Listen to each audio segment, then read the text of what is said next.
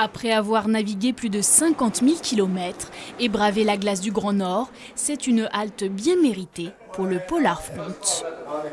Est-ce que quelqu'un à bord a vu la Clapide de 24 ?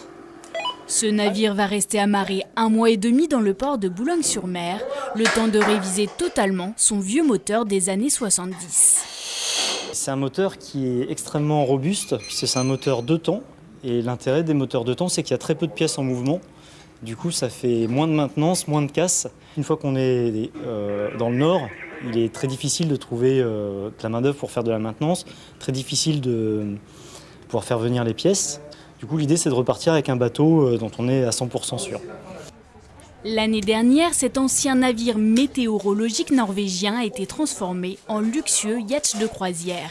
Après 9 mois de travaux, ici à Boulogne, la localisation de la ville est idéale pour ensuite remonter vers le cercle polaire.